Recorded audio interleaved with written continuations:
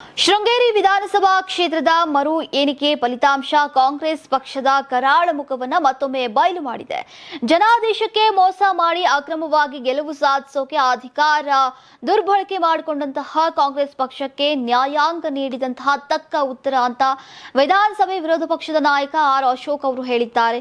ಈಗ ಶೃಂಗೇರಿ ವಿಧಾನಸಭಾ ಚುನಾವಣೆಯ ಅಂಚೆ ಮತಗಳ ಮರು ಎಣಿಕೆ ಫಲಿತಾಂಶ ಕುರಿತು ಪ್ರತಿಕ್ರಿಯೆ ನೀಡಿರುವಂತಹ ಅವರು, ನೀವು ಸಣ್ಣ ಆಗ್ಬೇಕಲ್ವಾ, ಅದು ಒಂದು ಉತ್ತಮ ಆಹಾರದಿಂದ ಸಣ್ಣ ಆಗ್ಬೇಕಲ್ವಾ. ಪ್ರತಿದಿನ ನಮ್ಮ ಜೀನಿ ಸ್ಲಿಮ್ ನ ಯೂಸ್ ಮಾಡಿ ಯಾವುದೇ ಸೈಡ್ ಎಫೆಕ್ಟ್ ಇಲ್ದಂಗೆ ನೀವು ಸಣ್ಣ ಆಗ್ತೀರಾ.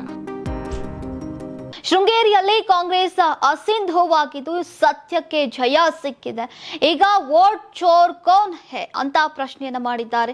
ಶೃಂಗೇರಿ ವಿಧಾನಸಭಾ ಕ್ಷೇತ್ರದ ಮರು ಎಣಿಕೆ ಫಲಿತಾಂಶ ಕಾಂಗ್ರೆಸ್ ಪಕ್ಷದ ಕರಾಳ ಮುಖವನ್ನ ಮತ್ತೊಮ್ಮೆ ಬಯಲು ಮಾಡಿದೆ. ಜನಾದೇಶಕ್ಕೆ ಮೋಸ ಮಾಡಿ ಅಕ್ರಮವಾಗಿ ಗೆಲುವು ಸಾಧಿಸೋಕೆ ಅಧಿಕಾರವನ್ನ ದುರ್ಬಳಕೆ ಮಾಡಿಕೊಂಡಂತಹ ಕಾಂಗ್ರೆಸ್ ಪಕ್ಷಕ್ಕೆ ನ್ಯಾಯಾಂಗ ತಕ್ಕ ಉತ್ತರ ನೀಡಿದೆ. 2023ರ ಚುನಾವಣೆಯಲ್ಲಿ 279 ಅಂಚೆ ಮತಗಳನ್ನ ಅಕ್ರಮವಾಗಿ ತಿರಸ್ಕರಿಸುವ ಮೂಲಕ ಜನಾದೇಶವನ್ನ ಕಸಿದುಕೊಳ್ಳಲಾಗಿತ್ತು. ಅಂದು ಬಿಜೆಪಿ ಅಭ್ಯರ್ಥಿ ಡಿಎನ್ ಜೀವರಾಜ್ ಅವರ ಮನವಿಯನ್ನ ತಿರಸ್ಕರಿಸಿ ಕಾಂಗ್ರೆಸ್ನ ಟಿಡಿ ರಾಜೇಗೌಡರನ್ನ ವಿಜೇತರು ಅಂತ ಘೋಷಿಸಲಾಗಿತ್ತು. ಅಧಿಕಾರ ಬಲಕ್ಕೆ ಮಣಿಯದಂತಹ ಜೀವರಾಜ್ ಅವರು ಹೈಕೋರ್ಟ್ ಮೆಟ್ಲೇರಿದ್ರು. ನ್ಯಾಯಮೂರ್ತಿ ಆರ್ ನಟರಾಜ್ ಅವರ ಪೀಠವು ನೀಡಿದಂತಹ ಐತಿಹಾಸಿಕ ಆದೇಶದಂತೆ ನಿನ್ನೆ ಮರು ಎಣಿಕೆ ನಡೆಯಿತು. ಕಾಂಗ್ರೆಸ್ ಪಕ್ಷದ ಮೋಸ ಬಯಲಾಗಿದೆ ಅಂತ ಹೇಳಿದ್ದಾರೆ. ಕಳೆದ 3 ವರ್ಷಗಳಿಂದ ಅನರ್ಹವಾಗಿ ಅಧಿಕಾರ ಅನುಭವಿಸಿದಂತಹ ಕಾಂಗ್ರೆಸ್ಗೆ ಈಗ ಮುಖಭಂಗವಾಗಿದೆ. ಇದು ಕೇವಲ ಒಬ್ಬ ವ್ಯಕ್ತಿಯ ಗೆಲುವಲ್ಲ, ಇದು ಪ್ರಜಾಪ್ರಭುತ್ವದ ಗೆಲುವು.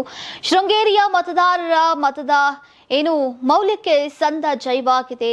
ನ್ಯಾಯ ದೇವತೆಯ ಮೇಲೆ ವಿಶ್ವಾಸವಿಟ್ಟು ಸಂವಿಧಾನಾತ್ಮಕವಾಗಿ ಹೋರಾಡಿ ನ್ಯಾಯ ಪಡೆದಂತಹ ಜೀವರಾಜ್ ಅವರಿಗೆ ಹೃದಯಪೂರ್ವಕ ಅಭಿನಂದನೆಗಳು ಅಂತ ತಿಳಿಸಿದ್ದಾರೆ.